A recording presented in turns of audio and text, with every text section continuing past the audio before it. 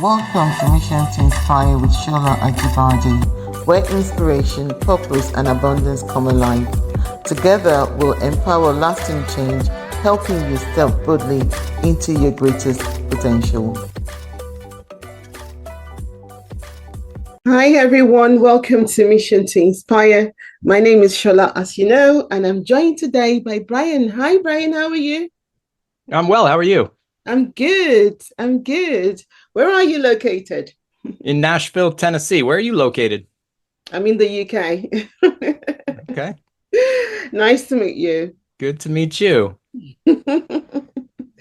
So today we'll be discussing quite a few things. It's going to be broad, so we'll be going across everything that you've been doing. We'll be asking you questions and trying to find out more about you and about your business and about everything else, your journey of resilience and your peak performance. So yeah, if I just do a short introduction of you, Brian.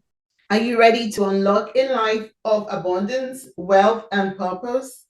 I'm Shola Aubard, your money, abundance, and prosperity coach, and I'm inviting you to join me on the Faith Hub, where faith meets prosperity.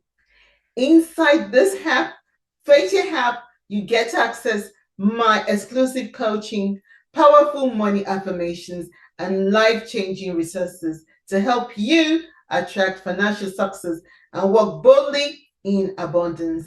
Dive into my books, live sessions, and daily affirmations designed to transform your mindset and align you with divine wealth. Join me today on Faith Here and start speaking prosperity into your life. Download the app, Faith Here app, now and step into your season of massive abundance. I shall see you on Faith Here app. Join me there and see you soon. And then I'll leave the floor to you to talk a little bit about yourself. Yeah. Okay. So when I was reading your bio, I discovered that you are a stuntman performance psychologist, and you are also an author of Begin Again. What's the stuntman performance psychologist actually? I wanted to ask more about that because it's not one thing. Stuntman in a video, in a movie. No, it's funny. We ask people like, what are you? What do you do? And it's a hard question for me to add or to answer because there are so many things. I am a stuntman, meaning that I work as a stuntman in film and TV, movies and TV, and that's what I do there. And I've been doing that for 30 years, and I'm still doing it. But I also have a master's degree in sports psychology and a PhD in organizational psychology. So I work as a sport performance psychologist for, I work with athletes, I work with performers, I work with entrepreneurs. Really it runs the gamut. And I'm a keynote speaker. And yes, I have written one book. I contributed a chapter to another book. So my book that I wrote is Begin Again, Utilize the Wisdom of Eastern and Western Ideologies to Achieve Your Full Potential. Yeah. And then there's another book called The Change that I contributed a chapter on resilience to as well. Right. So I keep my hands in a lot of different things. I get bored easily. So I just do a lot of stuff. Well, that actually answers my question. So now I know that you've actually starred in some movies. Which movie? I haven't starred in any movies. That's one of the things that I love about doing stunts is that I get to be on set. I get to have fun. I get to work with all the people, and nobody knows who I am. It's very, very hard to find me most of the time in the shows. It's a second and a half of me flying through the screen and hitting something usually. So you do the stunts? Yes. Oh my God. Right. Okay. So when we think it's the main character doing the stunts, it's you then? Sometimes there are three ways that stunt people show up in films. Most of the ways is the way that you just said. That's how people think about it is as a stunt double. So they have the main actors and they're doing dangerous things and they have a stunt double that comes in and does that for them. And that's certainly one way. But another way that stunt people get used is just as a random person on the street. For example, maybe there's a car chase and you see people jumping out of the way of the car. Mm-hmm. You'll never see their face. You don't know who they are. It doesn't matter if they're male, female, old, young. That's Mhm. another way that stunt people get used. And Uh, then a third way is as a stunt acting part. So this is where there's usually, I don't know, a line or two, maybe three of dialogue, and they don't want to hire an actor to do it because the main thing is the stunt. So it's like, a couple lines and then the guy gets thrown through a window into a fall onto a car. So mm, you don't want to hire an actor for that. You want to hire a stunt person who can act rather than an mm. actor And who's actor. physical. So so Yeah. that's called a stunt acting role. So when there's just a little bit of dialogue and it just makes more sense to hire one person instead of two, meaning if there was more dialogue, then they probably would hire a stunt double for the actor. They'd hire an actor to do the dialogue and a stunt man to do the The stunt. But stunt. if there's just a couple lines, then they'll Mm. just find a stunt man who can make sense on camera when he or she talks, and that's who does the dialogue for the show. Wow, very interesting. Oh my goodness, very, very interesting. Wow. How did your experience as a stuntman inspire you on your journey into performance psychology then? It didn't inspire me in my journey in performance psychology. It didn't. What did was working as a gymnastics coach, which was something that I started doing when I first started doing stunts. Ah, I started coaching at a gymnastics place for two reasons. One, I needed some money because I wasn't making a living as a stuntman yet. And number two, because it was a free place for me to train. So they let me, play around on the trampolines and all the equipment and things like that. mm, So, but while I was doing that, I was coaching these kids and I would take them to competitions. I mean, I was training with them in the practice and I knew who could do what. But then I would take them to a competition and I just was surprised often at which athletes did well and which didn't. They all, when I took them to the competition, I knew which ones could do the skills. I knew which ones were good at them, which ones struggled.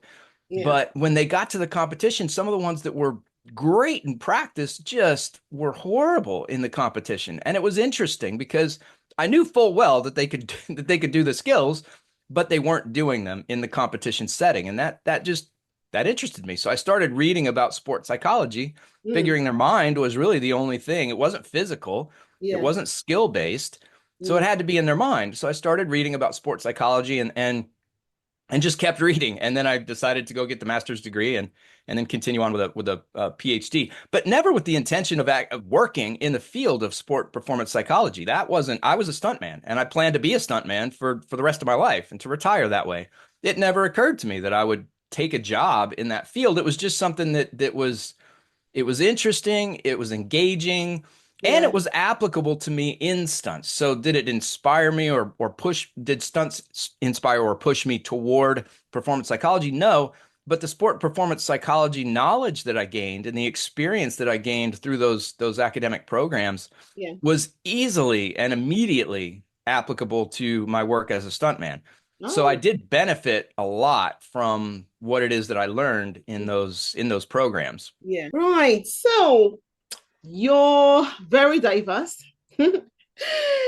Oh my God, because you've also worked with the US Army and trained people in high skates, environments. So what are some of the key mental strategies that you teach to enhance Oh, it resilience? you know it depends. It really does. But yes, so like I was saying, I never intended to work in the field of sport and performance psychology, but life does what it does sometimes. And I ended up getting married, and that came with a stepdaughter. And because stunts is such a unpredictable Mm, job, I never knew when I was going to work or for how long or how much money I was going to make.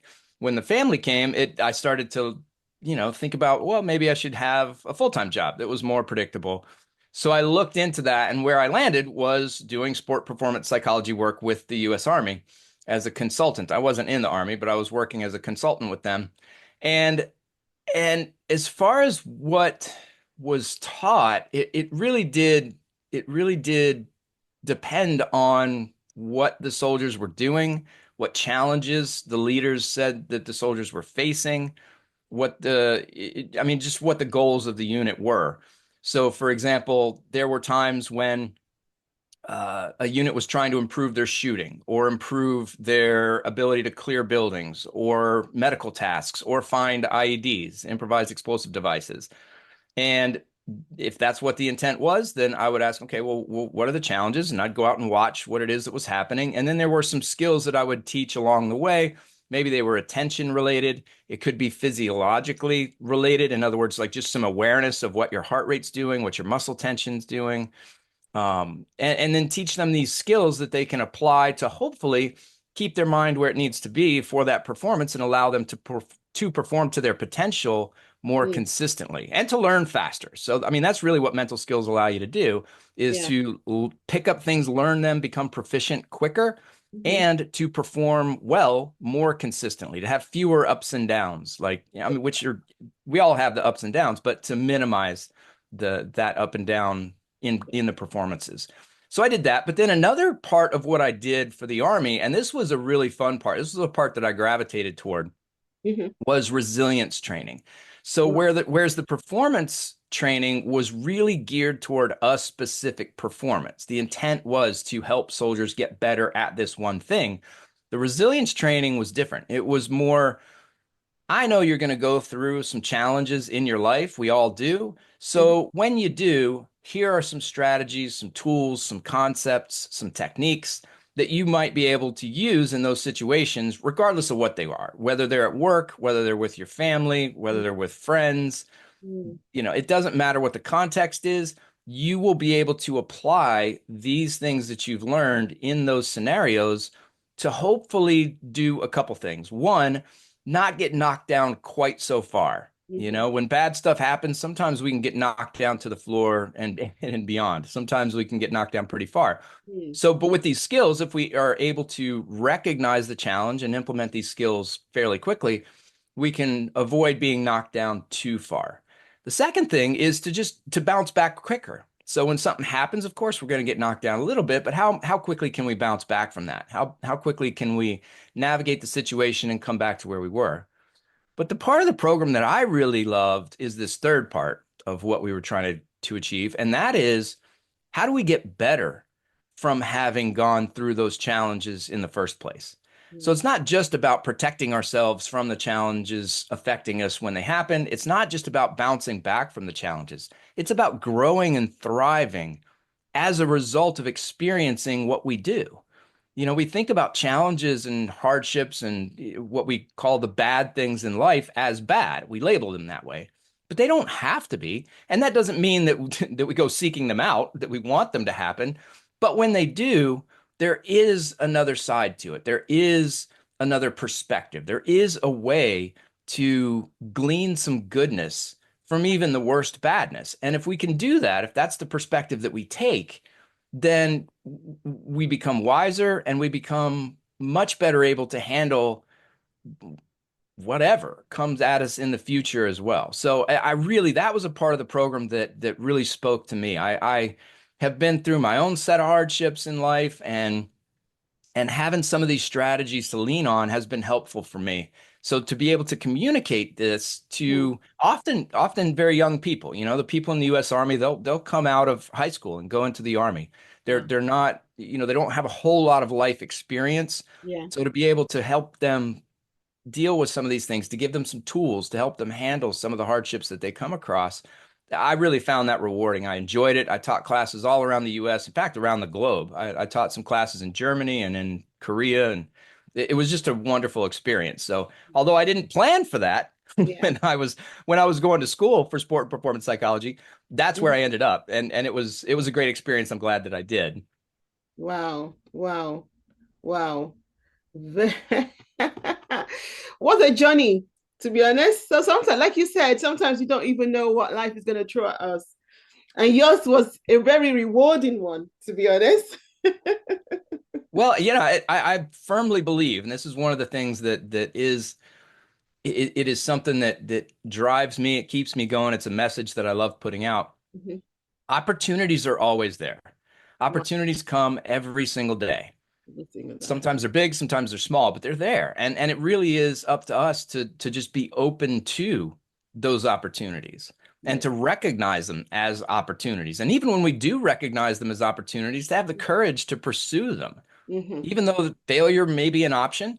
I Yeah. mean, it always is. Sometimes when we try stuff, we don't accomplish it. Mm. But to see those opportunities, to take those opportunities and just ride the wave where it goes, and then get off when you need to, you know. I mean, I worked for the Army for 2 years, and then I quit. I went back to stunts again for another 4 or 5 years, and then I went back to the Army again for 9 years, and then I left the Army, and now I have my own business. So it really, life presents different opportunities, different chances. We meet different people, we learn different information, and with all of that Yeah. come opportunities, and we just need to recognize them, lean into them. So that's what I try to do. I say I'll never go back to the Army again. Who knows? I might be with the Army next week. Life may change again. Who Yeah. knows? But for right now, Mm. I'm really enjoying what I'm doing with the speaking and the writing and doing some of these podcasts and doing the coaching. I have a few coaching programs that I'm selling on motivation and performing under pressure, and then actually a performance enhancement program, a four-phased approach to performance that we developed with the U.S. Army. Right. So again, that wasn't planned either, but through that work with the Army, we at the place where I was working, the Army base where we were, Mhm. just got together and developed this thing that's proved incredibly helpful, not just with the Army, but with athletes and the entrepreneurs and other performers as well. So, Which is great. Are you ready to unlock a life of abundance, wealth, and purpose? I'm Shola Ajibade, your money, abundance, and prosperity coach, and I'm inviting you to join me on the Faith Hub, where faith meets prosperity. Inside this app, Faith Hub, you get to access my exclusive coaching, powerful money affirmations, and life-changing resources to help you attract financial success and walk boldly in abundance. Dive into my books, live sessions, and daily affirmations designed to transform your mindset and align you with divine wealth. Join me today on Faith Here and start speaking prosperity into your life. Download the app, Faith Here app, now and step into your season of massive abundance. I shall see you on Faith Here app. Join me there and see you soon. so yeah, it has been, and I hope it continues to be a wonderfully diverse journey. Let's talk about your book, Begin Again. You talked about blending Eastern and Western ideologies for growth. So, can you share some insights into that? Yeah, that book, it didn't start as a book. I didn't sit Oh, down and intend to write a book okay. about this thing. Mm-hmm. Let me just describe the book first, and then I'll describe how it was born. Mm-hmm. The book is just a compilation of 183 essays, and it's 183 because that's about half of 365, which is how many days there are in a year. So the structure of the book is written so that people can read one of these essays today. And at the end of the essay, so the essays are structured like, okay, so here's a problem that many of us deal with. Here's some information about that problem that might be helpful. Now, if you take that information and put it into your life in these ways, you'll probably see some benefit. That's the way they are. And they're short. They're around 300, 400 words. It takes about 2 minutes to read them. Right. And so Oh, that's what it is. And so we gain that information today. We go out in the world, we try to apply it, and then we do the same thing tomorrow. Because applying some of these skills and changing our perspectives and adjusting the way that we see and interpret the world around us takes time. yeah. It takes practice. It doesn't happen immediately. Mm-hmm. So there's a day of practice. And then, next day rolls around, read the next essay and get whatever you take out of that, practice that. So that's the structure. Now, people, you can sit down and read it cover to cover if you want to, and that's fine. But that was why there are 183 of them. Now, how those 183 essays were written, I mentioned I'd been going through some challenges, and during one of those times, my coping strategy, the way that I was dealing with that, well, there were several, but one of them was every morning I would get up and I would read a series of books. Not all the books. I mean, I would read a little bit from 4 or 5 different books. And the books that I chose were they were varied in a lot of ways. So, for example, on the Eastern side, I read the Bhagavad Gita, I read the Tao Te Ching. On the Western side, Marcus Aurelius's Meditations, works from Seneca, Plato, and a lot of different things. Read the Bible, read well, I started reading the Quran. I didn't get very far with that one, but then I've read the Upanishads from Hinduism. Like so I tried to immerse myself in a lot of the wisdom, and that's really how I think about it. It's just the wisdom. There's so much wisdom in these texts Mhm. from 2,500 years ago. But at the same time, I also stayed current in the psychological literature and the scientific literature. And what really struck me was the similarity between a lot of the things that I was reading from Buddhism, from Hinduism 2,500 years ago, and Western science right now, the theories about the mind that are being discussed. So, this idea of attention and mindfulness and being Mhm. present you know you can't open a science or a psychological journal today without seeing something around that kind of stuff. Yes. So there was a lot of connection between the wisdom of these old, sometimes ancient writers Yes. and the science of today, and that was really fascinating to me. So I leaned into it, and that's what I did every morning. I read a little bit of these books, and when an idea struck me, when it hit me in some kind of personal way, I had a I had a little deck of sticky notes next to me, and and I would write the whatever it was down on the sticky note, and then I ended up with a pile of sticky notes, and those sticky notes were what turned into the essays. So I Wow. would write the sticky notes, and then I'd come back to my computer, and I would sit down and I'd write the thing, Mhm. and that's how it started. And I did that enough times where I realized, holy cow, I'm already at, I don't know, 30,000 words. Why don't we just turn this into a book and keep going? So I did, and that's how it was born. So it really was born through my own work, my own coping mechanisms, my own strategies for resilience that I was implementing. That's where that book came from. Yeah. Wow. Wow. Let's go back to when you were a stuntman. Do you still do that as a job? Do you still do it there? I do, yeah. When I get the chance to do stunts, I do. I worked on the new Superman movie, which isn't out yet. I'm not sure when that movie's coming out, but I did that this summer.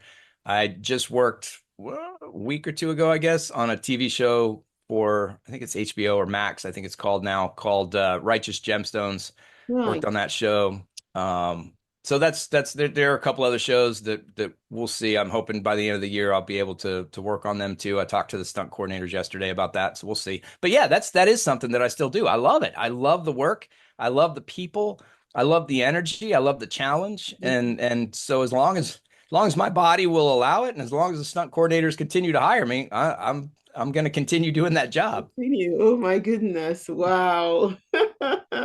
So how do you personally prepare mentally for all these high risk stunts? How do you prepare mentally? Mm. Well, again, it depends. It depends on the stunt. I've been in the business for 30 years now, so being in the situations isn't new for me. It's kind of second nature to be able to transition from just regular walking around state to ready to perform state. But what that ready to perform state entails differs. So, for example, if I'm going to get hit by a car, my energy activation level is going to be very different from if I have to do an intricate fight that requires a lot of, to remember a lot of choreography and to move in very specific ways. It's a different preparation mentality. Now, I Yeah. use a lot of the same skills. For example, I use mental imagery a lot. I will once we have whatever the stunt is figured out, and I know exactly what I'm going to do and where I'm going to do it, I'll use mental imagery, meaning that I will recreate, well, not recreate because it hasn't happened yet, but I will create an image of that stunt happening in my mind, and I'll make it as realistic and as vivid as I possibly can, and there's a neurological reason for this. It's called neuroplasticity. As our neuroplasticity is our brain's ability to rewire itself based on connections it makes most often. Mm, And so whether we're making actual physical movements, which are engaging those neurons and the neural pathways, mm, or we're imagining in a very vivid way those same movements, those same neural pathways get activated. So we can train our brains without actually physically doing the task. And in stunts, that's very important. And in other areas too, because there are some things you just can't practice. Now, a fight scene, I probably could practice that with people. There are some situations where you can't, but mostly you can. You can practice the fight and get the movements down physically. You can do them.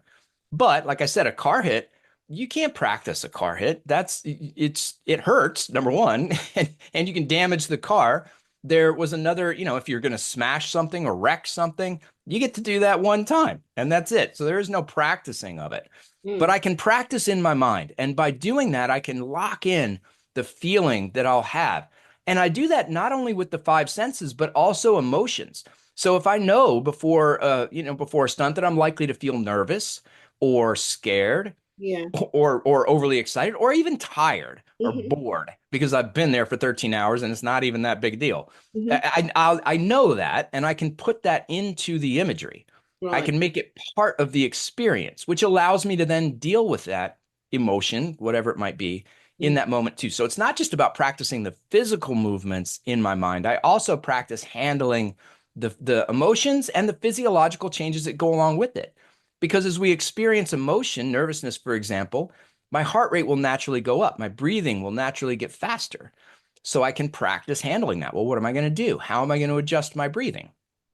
So those are some of the skills that I use. I have used for years, and at this point, they're automatic for me. I don't Mm. really think about them. Mm. But which skills I use and how they're applied just Yeah. depends on the performance that I'm about to engage in. Mm. Wow. Oh my God. Well, you know, this challenge is, well, you challenged the notion that pressure is inevitable, actually. And you shared uh how, well, do I say, can you share how, or can you share with us how we can start to reframe pressure? Because as you say, pressure is inevitable. Yeah. So how can we Yeah. reframe Yeah, it? pressure is one of those things that it's a fun topic to talk about. This is a new talk that I've put together and I love giving it. Yeah, because people talk all the time about pressure situations like there is such a thing. Yeah. Like there are certain situations that just inevitably will create pressure. Mm. But pressure is not created by the situation. Pressure is created by ourselves in our minds. Yeah. That's where pressure exists in our minds, not in the moment. So what it's about is just figuring out why you're experiencing the pressure in the first place. So let me just give you an example of the first part. I mentioned a car hit, getting hit by cars. I've done that a dozen times. Mm-hmm. When people ask me to do that stunt, I lean into it. I love it. It's a fun experience for me for any number of reasons we don't need to get into, but I enjoy it. So for me, when I'm on set or even any stunt, really at this point in my career, I I'm I'm looking forward to it. It's something that I am happy to do. And I feel no pressure. Now, there have been other times in my career where I have felt pressure. So then the question becomes, okay, I've been in this exact same situation. So, Yeah. for example, if I were to put you in Mm-hmm. front of a car driving at you, Mm-hmm. you might experience some pressure. I don't know I if will. that's the case or not, but I'm not going to. So the point is that it's one situation where one person can experience pressure where another person can't. So obviously it's not the situation because if people can experience that situation, some people have pressure, some people don't. It's not about the situation. It's Mm-hmm. about the person. So what is it about the person?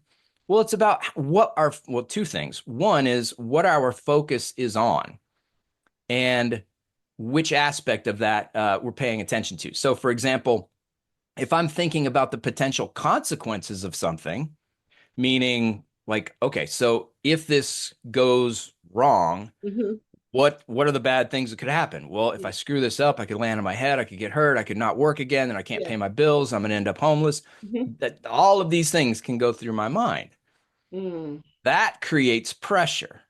So if I'm in a situation and I'm focusing on the potential outcomes, and the outcomes that I'm focusing on are ones that I perceive as bad, as threatening, as ones that can harm me in some kind of way, then I am very likely to experience a lot of pressure. Mm-hmm. Now, on the other side, I can change my perspective. I can recognize, okay, well, I'm focusing on these types of consequences, but what if things go right? What if this goes well? What if all of this happens exactly the way it's supposed to, and the crew cheers and the stunt coordinator's happy and he brings me back on every other show. Next thing you know, I'm doubling the lead on a show for a year. That's also possible. Those are also consequences. And the word possible, that's the main thing. Because when we focus on potential consequences, they are just that. They are potential consequences. We don't know. They are things that might happen, Yeah. that could happen. Mm. They aren't things that are happening. They're just things that might happen. And so it makes just as much sense for us to focus on the good as the bad if we're going to focus on those potential consequences. Yeah. And we can lower pressure significantly if we focus on those consequences that are beneficial for us. It doesn't eliminate pressure because I still might, if I do this really well, then I may get a job doubling this guy for a year. Well, that would change my life in a huge way. And so maybe there's some pressure from that too. That's true. Mm. So we can lower pressure by changing our focus to the potentially good consequences. We can eliminate pressure by focusing on the now, by focusing on this moment. Because if I'm in the present, nothing bad is happening. If I'm focused on the things I need to do in this moment to make things happen, to work the way I want them to, that's when pressure disappears. It disappears. Our attention is focused simply on what we need to achieve, how we need to achieve it, not the end state, but what we need to do right now.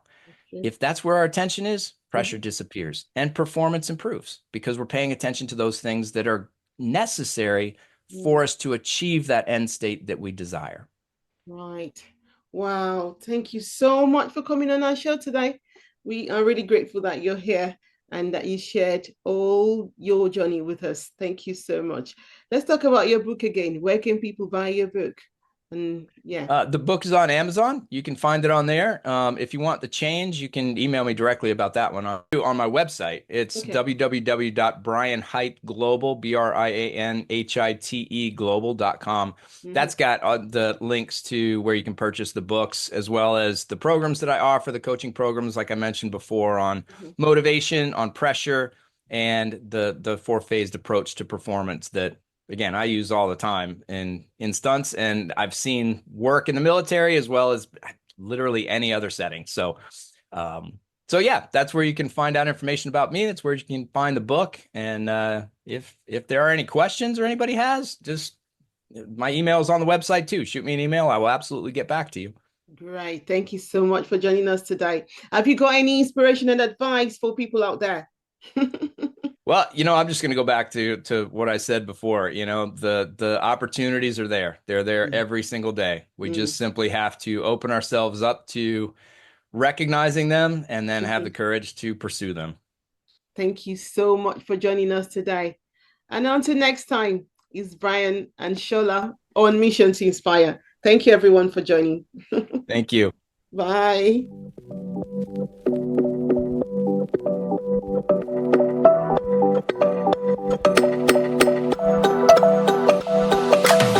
Are you ready to unlock a life of abundance, wealth, and purpose? I'm Shola Ajibade, your money, abundance, and prosperity coach, and I'm inviting you to join me on the Faith Hub, where faith meets prosperity. Inside this hub, Faith Hub, you get to access my exclusive coaching, powerful money affirmations, and life-changing resources to help you attract financial success and walk boldly in abundance. Dive into my books, live sessions, and daily affirmations designed to transform your mindset and align you with divine wealth. Join me today on Faith Here and start speaking prosperity into your life.